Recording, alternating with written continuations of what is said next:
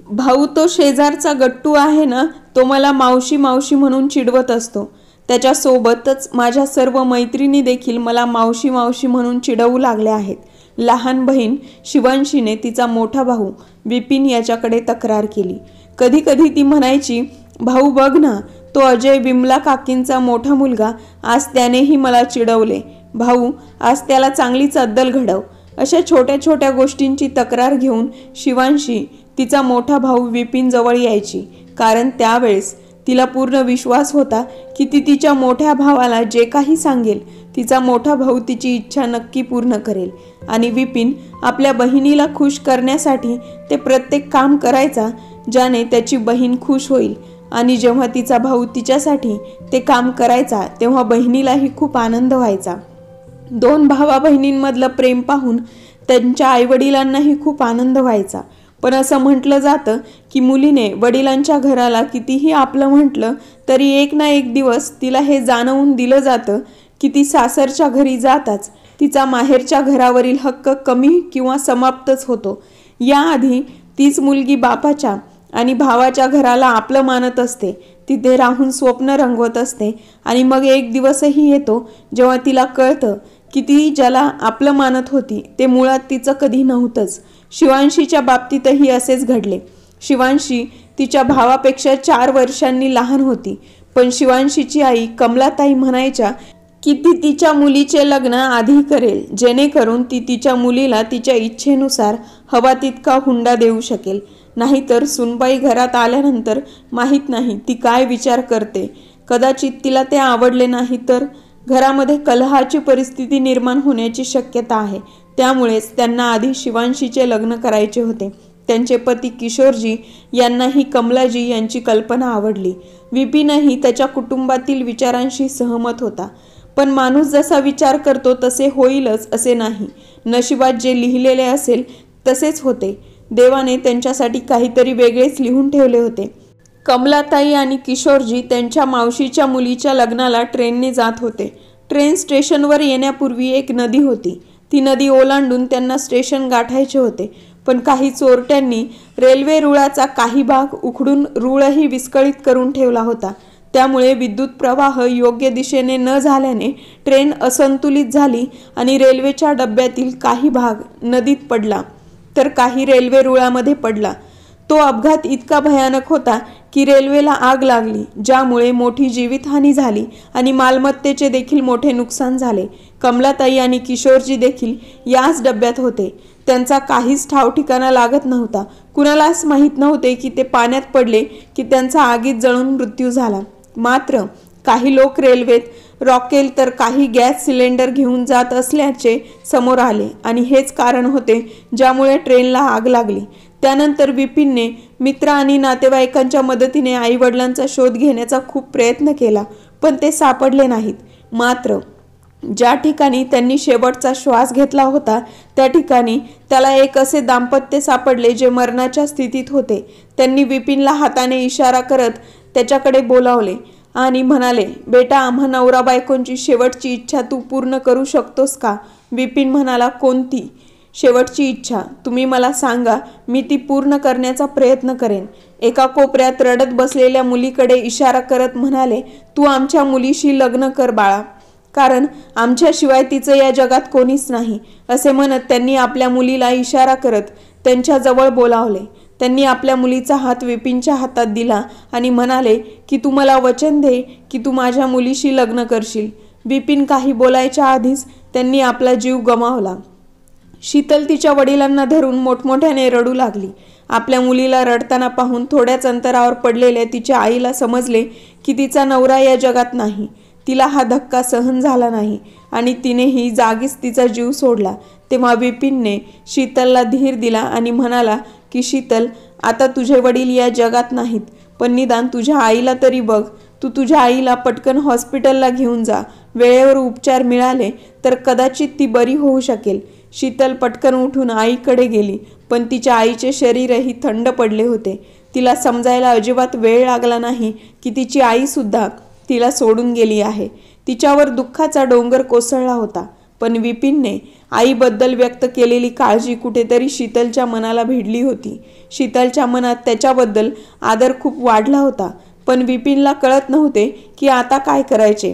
कारण त्याच्या आईवडिलांची इच्छा होती की त्यांची धाकटी बहीण शिवांशीचे लग्न त्याच्या आधी व्हावं.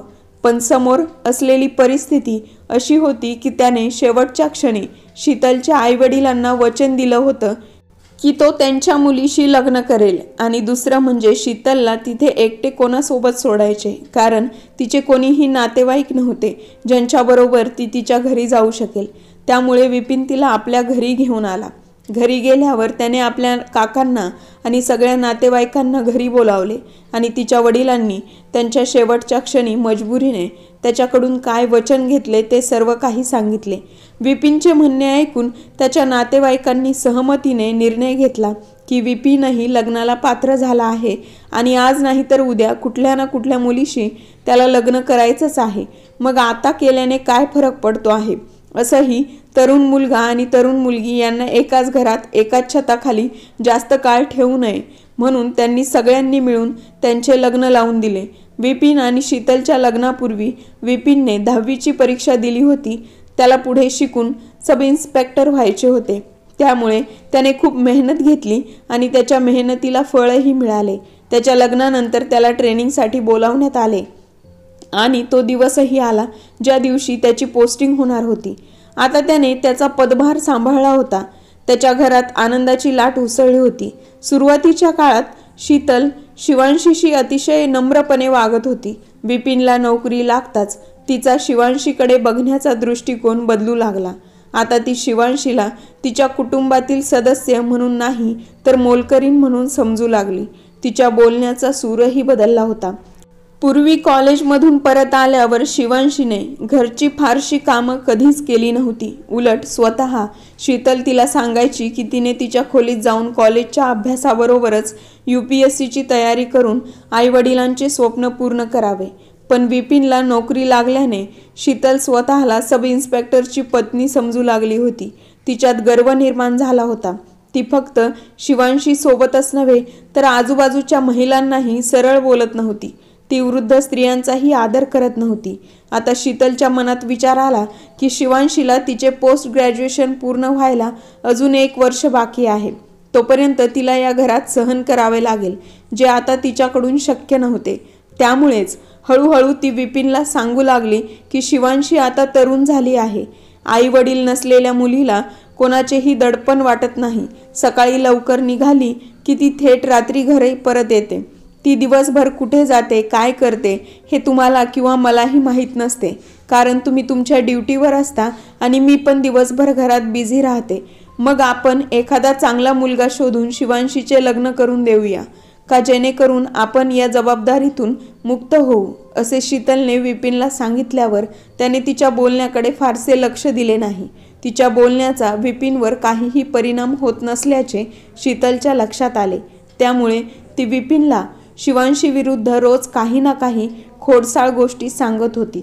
एक ना एक दिवस संगतीचा परिणाम जाणवतोच असं म्हणतात. शीतलच्या बोलण्यावर विपिनलाही विचार करण्यास भाग पाडले. तो तिला म्हणाला की मला माझ्या कामातून अजिबात वेळ मिळत नाही.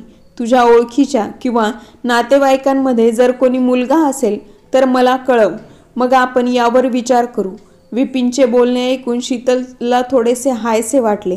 जणू काही तिची इच्छा पूर्ण झाली होती. आता शिवांशीपासून आपली सुटका होणार याचा तिला मनापासून आनंद होत होता. पण कुठेतरी विपिनलाही वाटत होते की शिवांशीचा फक्त 1 वर्षाचा अभ्यास बाकी आहे. तिने तिचे पदव्युत्तर शिक्षण पूर्ण केले असते तर बरे झाले असते. पण पत्नीच्या आग्रहापुढे आणि तक्रारींपुढे त्याचे काहीच चालले नाही. आता शीतलनेही शिवांशीसाठी एका मुलाचे स्थळ आणले. मुलाचे आजोबा त्यांच्या काळातील जमीनदार होते, परंतु वेळ कधीही एकसारखी राहत नाही. सध्या तो मुलगा त्याच्या आईसोबत एका मातीच्या घरात राहत होता. वडिलांना दारूचे व्यसन असल्याने त्यांनी आपली सर्व जमीन विकून सर्व पैसे दारू पिण्यासाठी खर्च केले होते. त्यांच्याकडे फक्त त्यांचे छोटे मातीचे घर आणि एक छोटीशी जागा उरली होती, ज्यात त्यांची आई अनुराधा भाज्या पिकवायची आणि संध्याकाळी त्या भाज्या बाजारात विकून ती स्वतःचा आणि मुलगा कार्तिकचा उदरनिर्वाह करायची. कार्तिक मोठा झाला आणि लिहिता वाचता आले. तेव्हा अनुराधा लोकांच्या घरी जाऊन काम करू लागल्या, जेणेकरून तिला त्यांचे शिक्षण आणि इतर खर्च भागवता येतील. अनुराधा यांनी कार्तिकचा 12वी पर्यंतचा अभ्यास मोठ्या कष्टाने करून घेतला. मग ती त्यालाही आपल्यासोबत घरकामासाठी लोकांच्या घरी घेऊन जाऊ लागली. कार्तिक अतिशय प्रामाणिक आणि मेहनती मुलगा होता. त्याने आपल्या आईला सांगितले की तो कॉलेजमध्ये शिकत आहे. त्याने काम करता करताच खाजगी परीक्षा देऊन पदवी आणि नंतर उर्वरित शिक्षण पूर्ण केले होते. शीतलने शिवांशीचे नाते कार्तिकसाठी पाठवले तेव्हा त्याच्या आईला विचारण्यात आले की तिच्या मुलाने किती शिक्षण घेतले आहे. त्यावर तिने उत्तर दिले की माझा मुलगा 12वी पर्यंत शिकलेला आहे. मात्र शीतलचा त्यावर काहीच आक्षेप नव्हता. तिने विपिनला सांगितले की तो खूप चांगला मुलगा आहे. तो माझ्या आईच्या घराजवळच्या गावातला मुलगा आहे. त्याचे आजोबा जमीनदार होते, पण कार्तिक एका छोट्या कच्च्या घरात राहत होता. हे मात्र शीतलने त्याला सांगितले नाही. तिने फक्त त्याच्या आजोबांबद्दल सांगितलं आणि कार्तिकच्या अभ्यासाबद्दल सांगितलं की त्याने पदवीचे शिक्षण पूर्ण केले आहे. म्हणजे मुलगा आणि मुलगी जवळपास सारखेच शिकलेले आहेत. त्यामुळेच विपिनलाही हे नाते आवडले. कार्तिक दिसायला सुंदर होता, त्यामुळे विपिनने त्याचे घर किंवा कौटुंबिक पार्श्वभूमी न बघता कार्तिकशी लग्न करण्यास होकार दर्शवला. कारण विपिनलाही नवीन नोकरी मिळाली होती आणि त्याला शिवांशीच्या लग्नासाठी रजा घ्यावी लागणार होती. शिवाय हे सगळे त्याची पत्नी स्वतः सांगत होती. त्यामुळे त्याने तिच्यावर पूर्ण विश्वास ठेवून शिवांशी आणि कार्तिकचे लग्न निश्चित केले. आता तो दिवसही आला ज्या दिवसाची प्रत्येक नवीन जोडपे वाट पाहत असतात. कार्तिक घोडीवर बसला आणि लग्नाची मिरवणूक घेऊन शिवांशीच्या घरी आला. वराच्या पोशाखात कार्तिक इतका सुंदर दिसत होता की लोक त्याच्याकडे बघतच राहिले. वराची स्तुती ऐकून शिवांशीलाही मनातून खूप आनंद होत होता. तेवढ्यात तिची आत्या आली आणि म्हणाली, ये बेटा, वर स्टेजवर जयमालाची वेळ झाली आहे. पंडितजी वधूला बोलवत आहेत. शिवांशी तयारच होती. ती पण तिच्या आत्यासोबत गेली होती. तिच्यासोबत तिच्या मैत्रिणीही होत्या. लग्नाच्या सर्व विधी पार पडल्या आणि सकाळ सकाळी नववधूच्या पाठवणीच्या वेळी दोघे बहीण भाऊ शिवांशी आणि विपिन एकमेकांना पकडून खूप रडले. तिची वहिनी शीतल सुद्धा थोडीशी रडली आणि शिवांशीची सासरी पाठवणी करण्यात आली. पण जेव्हा शिवांशीने तिच्या सासरच्या उंबरठ्यावर पाऊल ठेवले तेव्हा तिला खूप मोठा धक्काच बसला. ती विचार करून आली होती की मी एका जमीनदाराची सून होणार आहे, पण इथं वास्तव काही वेगळंच होतं. तरीही तिने हिंमत हारली नाही आणि लग्नाच्या सगळ्या विधी तिने सासरच्या घरातही मनापासून केल्या. तिने मनात ठरवले होते की ती तिच्या भावाकडून आणि वहिनीकडून उत्तर मागेल की त्यांनी एकदाही कार्तिकचे घर किंवा त्याच्या कामाबद्दल जाणून घेण्याचा प्रयत्न का केला नाही. दुसऱ्या दिवशी शिवांशीचा चेहरा पाहण्याची विधी होती. आज शेजारच्या सर्व स्त्रिया शिवांशीचा चेहरा बघायला येणार होत्या आणि काही ना काही गिफ्ट देऊन गेल्या. सोबतच त्यांनी तिची इतकी स्तुती केली की कार्तिकची आई अनुराधाजी आपल्या सुनेची स्तुती ऐकून आनंदाने भरून गेली. कार्तिकही खूप खुश होता, पण ती मनातून खूप दुःखी होती. आई वडिलांविना दुःख करणार तरी काय, म्हणून तिने मनात ठरवलं की ती आत्ता तिच्या भावाला आणि वहिनीला काहीच बोलणार नाही. काहीही झाले तरी तिने हे नाते जपणार आणि कधीच आपल्या भावाकडे किंवा वहिनीकडे त्यांची मदत घेण्यासाठी रडत रडत कधीही जाणार नाही. आज त्यांच्या लग्नाची रात्र होती. तेव्हा शिवांशीने कार्तिकला सांगितले की मला आज बरे वाटत नाहीये, म्हणून तुम्हाला विनंती करते की मला आराम करू द्या. कार्तिक सुद्धा खूप चांगला मुलगा होता. त्यालाही कळत होतं की लग्नाच्या विधीमध्ये व्यस्त असल्यामुळे ती थकली असावी.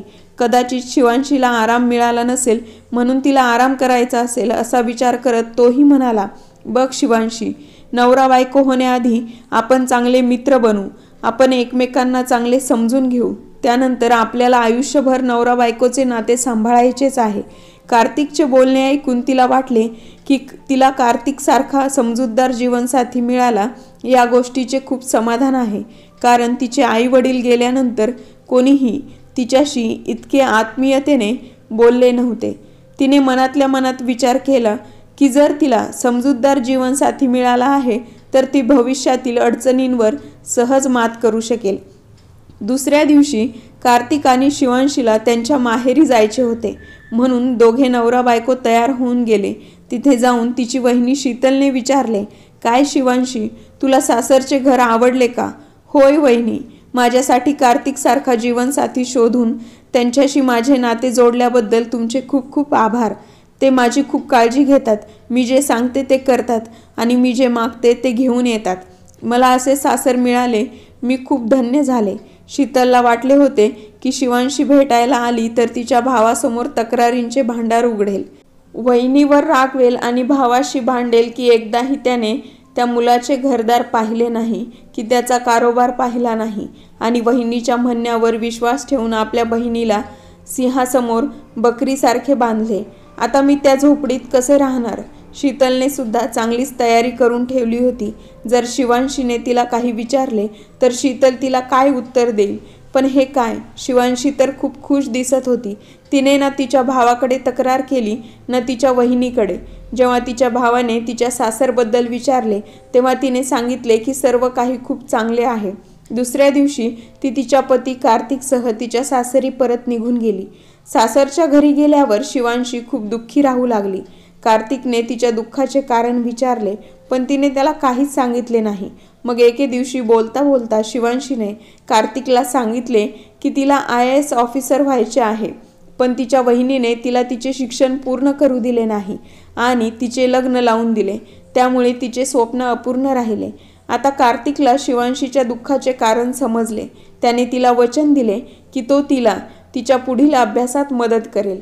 त्याने पुढचा अभ्यास केला नाही म्हणून काय झालं, पण तो तिला चांगल्या कोचिंग सेंटरमध्ये शिकायलाही पाठवेल आणि तिचं पदव्युत्तर शिक्षण जे थांबले होते ते देखील तिला पूर्ण करून देईल. कार्तिकचे म्हणणे ऐकून शिवांशीने कार्तिकला मिठी मारली. तिच्या लक्षात आले नाही की ती त्याच्यावर रागवली आहे किंवा तिला तिच्या मर्यादा ओलांडायच्या नाहीत. नंतर तिला वाटले की तिला असे करायला नको होते आणि तिने पटकन स्वतःला त्याच्यापासून दूर केले. कार्तिकने जेव्हा त्याच्या आईला शिवांशीची इच्छा सांगितली तेव्हा तिने सुरुवातीला सांगितले की आता लग्नानंतर तिचं असं किती मन लागणार आहे अभ्यासात.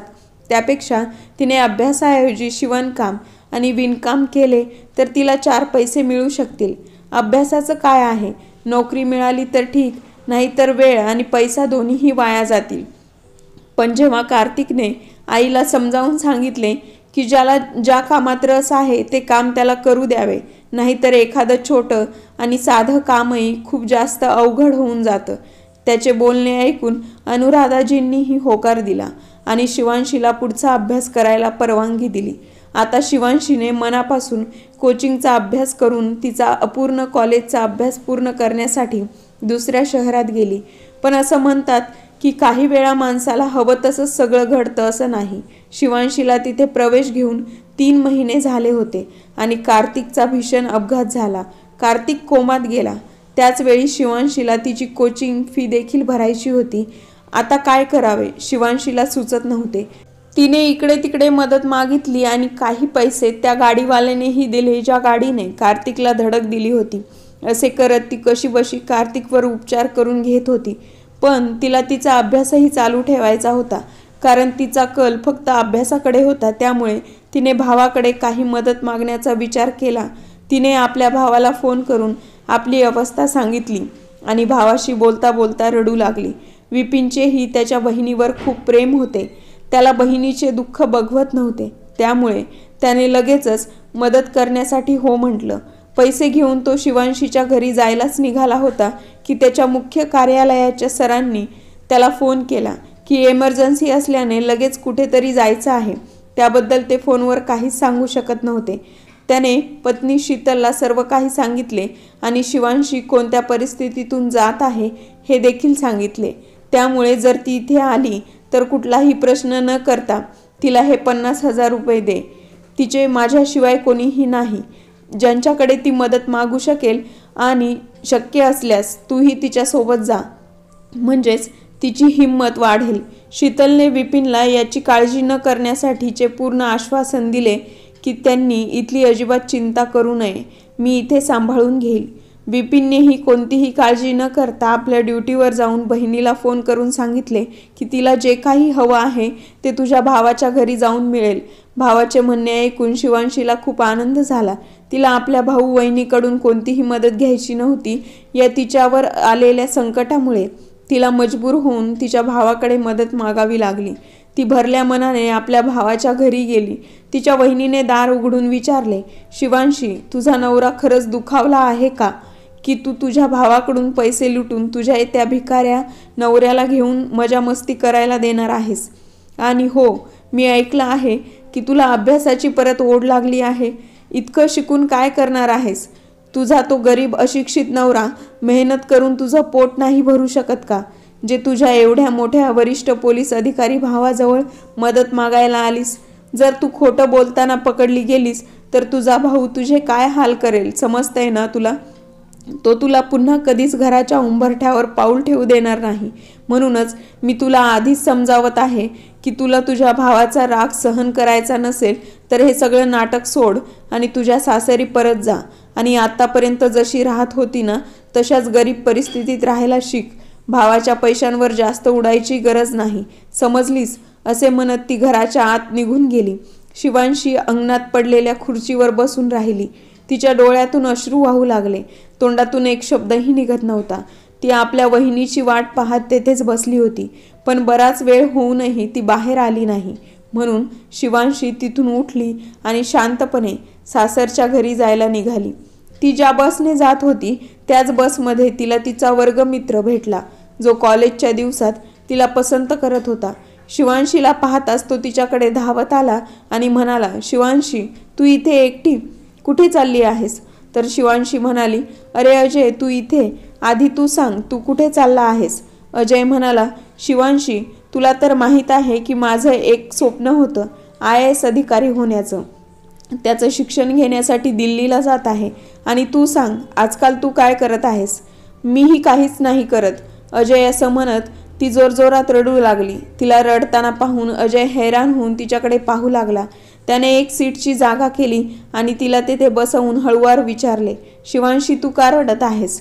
तुला काही अडचण असेल तर तू मला सांग, मी तुला सर्वतोपरी मदत करण्याचा प्रयत्न करेन. तेव्हा शिवांशीने त्याला घडलेली सर्व घटना सांगितली. अजय चुटकी वाजवत हसतच म्हणाला, बस एवढीशीच गोष्ट? मी तर तुझा हा प्रश्न सहज सोडवू शकतो. ते कसं काय? शिवांशीने त्याला आश्चर्यचकित होऊन विचारले. अजय म्हणाला, बघ, मला आधी दिल्लीला जाऊ दे. तेथे जे काही मला शिकवतील मी तुला व्हॉट्सअप किंवा ईमेलद्वारे सर्व नोट्स पाठवून देत जाईन. अजयचे बोलणे ऐकून शिवांशीला असे वाटले की खरोखरच देव कोणत्या ना कोणत्या रूपात येऊन असहाय्य लोकांची मदत करतोच. तिला इतका आनंद झाला जणू काही तिला कोणता खजिनाच मिळाला. तिने लगेचच अजयला तिचा फोन नंबर आणि ईमेल ID दिला. अजय सुद्धा खूप खुश झाला की मी कुणाच्या कामी तर येऊ शकतोच. आणि त्याची एवढी जुनी क्लासमेट जिच्यावर त्याने मनापासून प्रेम केले होते तिची मदत करू शकत होता. त्यामुळे त्याचा आनंद द्विगुणित झाला होता. दोघेही त्यांच्या कॉलेजच्या दिवसातील काही गोड आंबट गोष्टी आठवत प्रवास करत होते. शिवांशीचे स्थानक कधी आले ते त्यांनाही कळलं नाही आणि शिवांशी अजयला बाय बाय करत बसमधून खाली उतरली. अजय आता एकटा बोर होत पुढच्या बस थांब्यावर उतरला. त्याला ट्रेनने प्रवास करून पुढे जायचे होते. तो पूर्ण 24 तास ट्रेनमध्ये प्रवास करत राहिला. पण शिवांशीने त्याला एकदाही फोन केला नाही, कारण ती हॉस्पिटल ते घर आणि घर ते हॉस्पिटल जाऊन थकली होती. अजय दिल्लीला पोहोचला आणि त्याच्या खोलीत फ्रेश झाला. जेवण झाले. त्यानंतर त्याने शिवांशीला फोन करून सांगितले की मी दिल्लीत सुखरूप पोहोचलो आहे. शिवांशीला स्वतःचीच लाज वाटू लागली की प्रवासात तिने त्याला एकदाही फोन केला नाही, जो तिला एवढी मोठी मदत करणार होता. तिने त्या गोष्टीसाठी त्याची माफी मागितली. पण अजय म्हणाला, मैत्रीत कसली आली आहे, सॉरी आणि थँक्यू. आणि दोघेही हसले.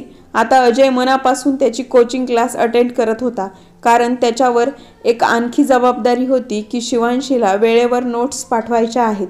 त्यामुळेच कधी कधी त्याला वाटत नसतानाही क्लासला जावं लागायचं. याचा एक फायदा असाही झाला की अजयला समजले की त्याच्यासोबत शिकणारी अनेक मुलं एक ना एक दिवस सुट्टी घेत असतात. पण अजयने कधीच सुट्टी घेतली नाही, कारण त्याची जबाबदारी त्याच्या खांद्यावर लादली गेली होती. त्याचा परिणाम असा झाला की अजय आता त्याच्या क्लासच्या टॉप 10च्या विद्यार्थ्यांना मागे टाकत नंबर 1चा विद्यार्थी बनला होता, ज्याचे नाव आजकाल सर्वजण ओळखत होते. कारण शिवांशी अजयला विचारायची की या सर्व नोट्स फक्त माझ्यासाठीच पाठवल्या आहेत की या तुझ्यासाठी देखील उपयुक्त आहेत. तेव्हा अजयला हजरजबाबी राहून उत्तर द्यावं लागत होतं की तिने कुठेही कुठलीही काहीही विचारलं तरी त्याचे उत्तर हजर असायचे, ज्यामुळे शिवांशीची तयारी तर व्हायचीच, सोबत अजयचीही पूर्ण तयारी व्हायची. अशा प्रकारे अजय आणि शिवांशी जवळ नसतानाही खूप जवळ आले होते. दुसरीकडे शिवांशीला दुहेरी जबाबदारी पार पाडावी लागत होती. एक म्हणजे नवऱ्याची काळजी घेणे आणि दुसरे म्हणजे अजयच्या प्रश्नांची उत्तरं देणे, कारण तिलाही लहानपणापासूनच ही सवय नव्हती सबब सांगून कोणतेही काम पुढे ढकलण्याची. त्यामुळे तिने दोन्ही जबाबदाऱ्या अगदी व्यवस्थित पार पाडल्या. कालांतराने कार्तिकही बरा होत होता. जेव्हा अनुराधाजींनी पाहिले की शिवांशी तिच्या पतिधर्मासोबतच विद्यार्थिनीचेही कर्तव्य उत्तम प्रकारे पार पाडत आहे, तेव्हा त्यांनी घरातील कामाची जबाबदारी आपल्या खांद्यावर घेतली. आता शिवांशीला अभ्यासासाठी खूप वेळ मिळत होता. कार्तिकलाही काही दिवसांनी रुग्णालयातून डिस्चार्ज देण्यात आला, त्यामुळे तोही घरी राहत होता. कार्तिकनेही पोस्ट ग्रॅज्युएशन केल्याचे शिवांशीला माहीत होते, त्यामुळे तिने कार्तिकला बसल्या बसल्या एक काम दिले होते की त्याने जुनी प्रश्नपत्रिका पाहून त्यानुसार तिच्यासाठी एक नवीन प्रश्नपत्रिका तयार करून ठेवावी, जेणेकरून ती घरातील कामातून मोकळी होताच ती प्रश्नपत्रिका सोडवू शकेल. आणि चेक करण्यासाठी कार्तिकलाच देत होती. ज्या नोट्स अजय पाठवायचा त्या आधारे कार्तिक त्यांची उत्तरे तपासायचा. अशा प्रकारे पती पत्नी दोघेही UPSCची तयारी करू लागले. आणि जेव्हा कधी अजय बोलायचा तेव्हा शिवांशी कार्तिकच्या समोरच मोबाईल स्पीकरवर ठेवून बोलायची. जेव्हा जेव्हा त्यांच्यात वाद व्हायचा तेव्हा शिवांशी अजयवर विजय मिळवायची. अजयला आश्चर्य वाटायचे की शिवांशी तिच्या पतीची सेवा करण्याबरोबरच घरची कामे आणि अभ्यास कशी सांभाळते. तेव्हा शिवांशी म्हणायची, अजय, हा तुझा गैरसमज आहे की माझ्या नवऱ्याची सेवा मी करते. उलट माझा नवराच माझी सेवा करतो, तेव्हा कुठे मी इतकं करू शकते, समजलास? अरे तुला काय माहिती, नवरा बायको एकमेकांची सेवा कशी करतात. जेव्हा तुझी बायको येईल ना तेव्हा कळेल तुला. मग सगळेच हसू लागले आणि कार्तिक त्याची कॉलर वर करून त्याला स्वतःचा अभिमान वाटायचा. अशा पद्धतीने दोघांची तयारी सुरूच होती. अजयसुद्धा दुप्पट मेहनत करायचा. त्याला भीती होती की जर शिवांशीची निवड झाली आणि माझी नाही झाली तर कार्तिकसमोर माझी काय इज्जत राहणार, म्हणून तो त्याच्या अभ्यासावर अधिकाधिक लक्ष केंद्रित करू लागला. तर दुसरीकडे शिवांशीला ही भीती होती की जर अजयची निवड झाली तर तो हेच म्हणेल की महिला फक्त किचन सांभाळण्यासाठीच असतात. शिवांशी, सोडून दे तुझे हे स्वप्न. जर त्याने असे म्हटले तर मला हे सहन होणार नाही, असा विचार करून ती आणखीन जास्त मेहनत करू लागली.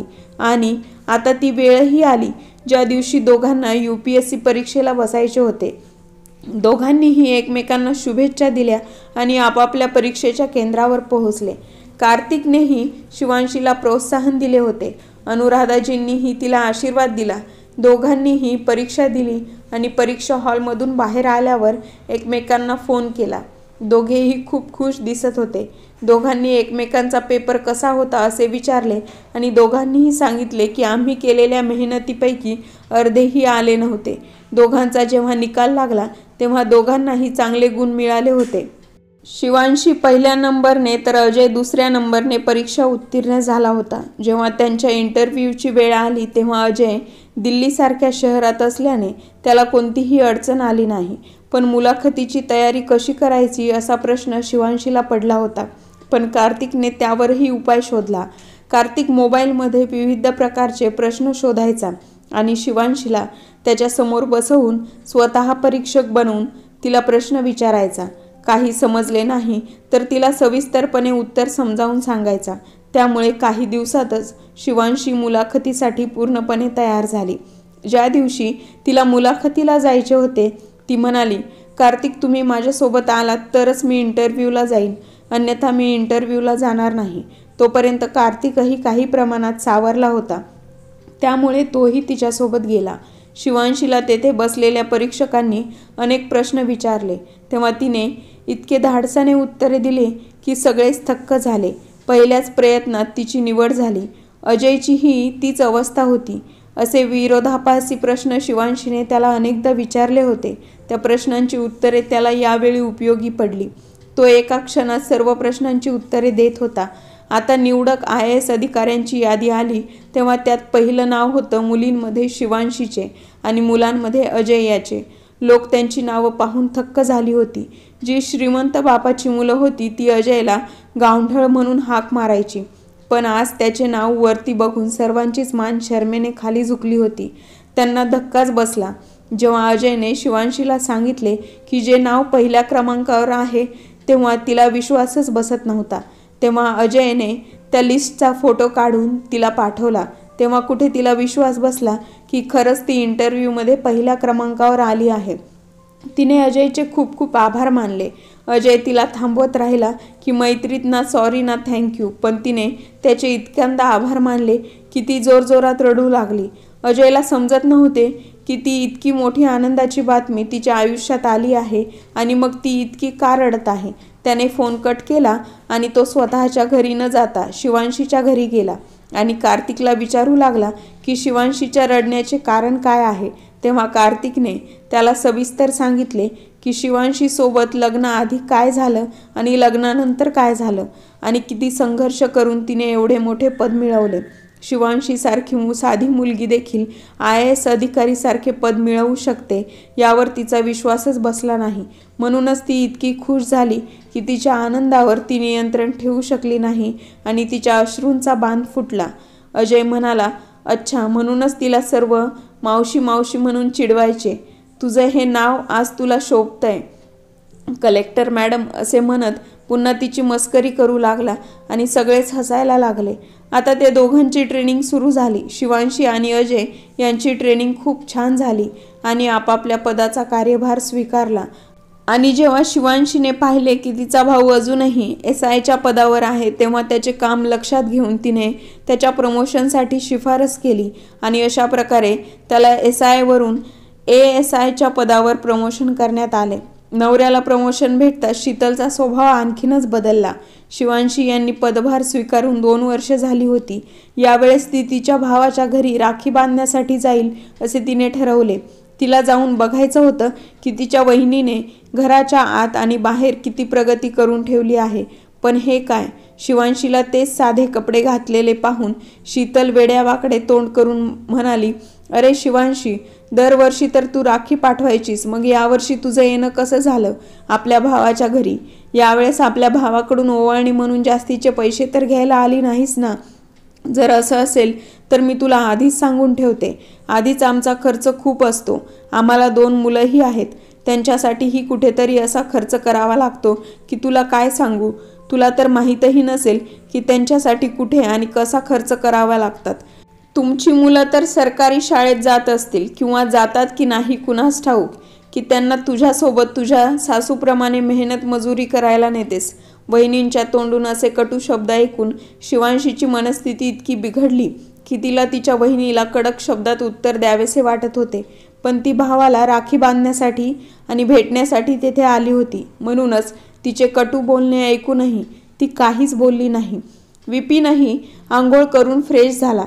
बहिणीला आलेलं पाहून त्याला खूप आनंद झाला. आल्याबद्दल त्याने आपल्या बहिणीचे मनापासून आभार मानले आणि शीतलला आपल्या बहिणीसाठी चांगले जेवण तयार करण्यासाठी सांगितले. बहीण खूप दिवसांनी घरी आली आहे. शिवांशी म्हणाली, नाही भाऊ, मला तुला भेटायचं होतं म्हणून आले. आता लवकर राखी बांध, मला पण घरी जावं लागेल, कारण माझी नणंदही तिच्या भावाला राखी बांधायला येणार आहे. तितक्यात शिवांशीने विपिनला राखी बांधायला सुरुवात केली. शीतलने विपिनचा हात धरला आणि म्हणाली, शिवांशी, आधी मला सांग, राखी बांधून रडण्याचं नाटक करून यावेळेस तू तुझ्या भावाकडून पैसे मागायला तर आली नाहीस ना? आधी ही गोष्ट क्लिअर कर, तरच राखी बांध, नाहीतर काही गरज नाही भावाला राखी बांधायची. शीतलचे बोलणे ऐकून शिवांशी आणि विपिन दोघेही थक्क झाले. मग शिवांशी म्हणाली, नाही वहिनी, यावेळेस असं काही विचार नाहीये माझा की मी माझ्या भावाकडून काही मागेल. त्यानंतर शीतलने तिला राखी बांधायला दिली आणि भावाला मिठाई खाऊ घालून ती शांतपणे निघून गेली. विपिन तिला थांबवत होता, पण ती थांबली नाही. ती रडतच तिच्या कारजवळ आली. तिच्या मागे विपिनही आला आणि त्याच्या मागे शीतलही आली, हे पाहण्यासाठी की तिचा भाऊ तिला काय देत आहे. तोपर्यंत DIG सर, जे विपिनचे कार्यक्षेत्राच्या अंतर्गत येत होते, त्यांची गाडी तिथे येऊन थांबली आणि DIG साहेबांनी गाडीतून उतरताच सगळ्यात आधी कलेक्टर साहेबांना सॅल्यूट केला आणि DIG साहेबांना पाहून विपिनने त्यांना सल्यूट केला. जेव्हा DIG साहेबांनी शिवांशीला सल्यूट केला तेव्हा विपिन आणि शीतल त्यांच्याकडे बघतच राहिले. विपिन त्यांना म्हणाला, या ना सर, आत या. तेव्हा DIG सर म्हणाले, नाही विपिन, मला मॅडमकडे अर्जंट काही तातडीचं काम होतं. मला कळाले की ते तुझ्या घरी आले आहेत म्हणून मी इथे आलो. पण मॅडम तुम्ही इथे कसे? तेव्हा विपिन म्हणाला, सर ही माझी बहीण आहे आणि तुम्हाला काहीतरी गैरसमज झाला आहे. तुम्ही माझ्या बहिणीला मॅडम का म्हणताय? तेव्हा शीतल म्हणाली, हो सर, ती एक सर्वसामान्य गरीब परिस्थितीतून दिवस काढणारी अनाथ महिला आहे. तिला तर आई वडीलही नाहीत. कधी कधी ती आमच्या घरी येते आणि तुम्ही तिला मॅडम म्हणत आहात का? सर तिने असं काय केलं आहे? तिच्यापेक्षा चांगली तर तुमच्या घरची मोलकरी नसेल. शीतल एवढंच बोलली की तेव्हा DIG सर संयमित स्वरात म्हणाले, बस बस करा. तुम्ही दोघं एवढी मोठी कामगिरी करूनही त्यांनी त्यांचं नाव आणि पद गुप्त का ठेवलं हे आज मला समजतंय. तुमच्यासारख्या महान विचारांच्या लोकांवर मात करण्यासाठीच त्यांनी असं केलं असणार हे आज मला समजलं आहे. अरे मूर्खांनो, तुम्हाला माहीत नाही, या मॅडम कलेक्टर झाल्या आहेत आणि त्यांना एवढं मोठं पद मिळालं तरीही त्यांनी एकदाही न्यूज रिपोर्टरला ही बातमी छापू दिली नाही. तसेच कर्मचाऱ्यांमध्येही कोणताही गोंधळ होऊ दिला नाही. त्यांना यांनी जे काम करायचे होते ते अगदी साध्या पद्धतीने केले. म्हणूनच तुम्हा लोकांना माहीत नव्हतं की शिवांशी मॅडम कलेक्टर झाल्या आहेत आणि तुम्हाला मिळालेली प्रमोशनही त्यांच्यामुळेच झाली आहे. अन्यथा तुमचं नाव कोणालाच माहीत नव्हतं आणि तुम्ही पंतप्रधान पद मिळवल्यासारखे मिरवत आहात. DIG सरांचं बोलणं ऐकून शीतलला स्वतःचीच खूप लाज वाटू लागली. कारण शिवांशी तिच्या घरी गेल्यापासून तीच बडबड करत होती, पण तिच्या तोंडाला कुलूप लागले होते. त्यांनी हात जोडून DIG सरांची माफी मागितली आणि विपिननेही बहिणीबद्दल बोललेल्या शब्दाबद्दल DIG सरांची माफी मागितली. सर म्हणाले, अहो माझी माफी मागून काय होईल? तुम्हाला माफी मागायची असेल तर तुम्ही ज्यांच्याकडून दोषी आहात त्यांच्याकडून मागा. तेव्हा शीतल शिवांशीला म्हणाली, शिवांशी, माझ्याकडून खूप मोठी चूक झाली आहे. मला क्षमा कर. माझ्या वडिलांच्या घरात इतकं सुख आणि ऐश्वर्य मी कधीच पाहिलं नव्हतं. म्हणूनच तुझ्या भावाला नोकरी मिळताच मला माझ्या संपत्तीचा अभिमान वाटू लागला आणि तुला पाहून मलाही तेच वाटले. तुम्हा दोघा बहीण भावांमधील प्रेम माझे सुख आणि शांती हिरावून घेणार तर नाही ना? जर तुमच्या भावाने तुमचे लग्न उच्च कुटुंबात केले तर तुम्हाला जास्त हुंडा द्यावा लागेल आणि तुम्ही आनंदाने जगाल. पण मी स्वतः गरीब होऊन जाईल असा विचार करून कार्तिकला गरीब आणि अशिक्षित समजून तुमचे लग्न तेथे लावून दिले. मी तुमच्या भावाला खोटं बोलले होते की कार्तिकने त्याचे पदवीचे शिक्षण पूर्ण केले आहे, कारण त्याच्या आईने मला तसे सांगितले होते.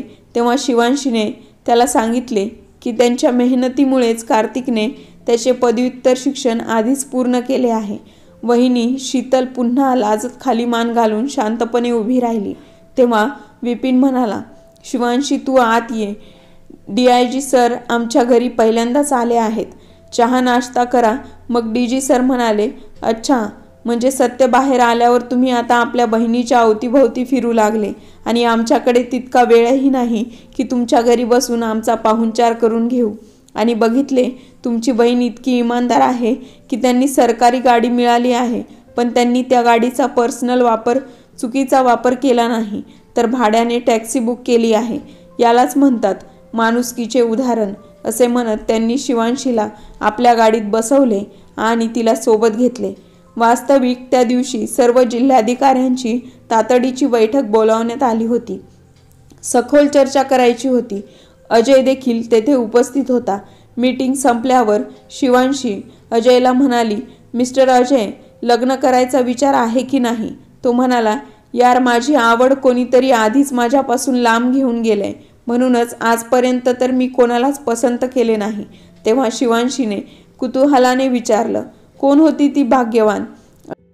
अजयने जेव्हा शिवांशीकडे बोट दाखवले तेव्हा ती म्हणाली, ओ मिस्टर, माझ्या नवऱ्याला कळलं ना तर तो तुझी चटणी बनवेल.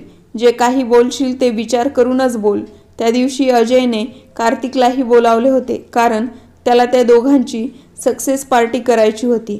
तेव्हाच कार्तिकही त्याच्या मागून आला आणि म्हणाला, हो मिस्टर, मी चटणी बनवणारच नाही तर चटणी बनवून खाऊनही जाईल, समजलास, असे म्हणत त्याने शिवांशीला सर्व काही सांगितले की अजयने आधीच त्याला सर्व काही सांगितले होते, पण आता त्याच्या मनात शिवांशीसाठी फक्त पवित्र नाते आहे, ते मैत्रीचे.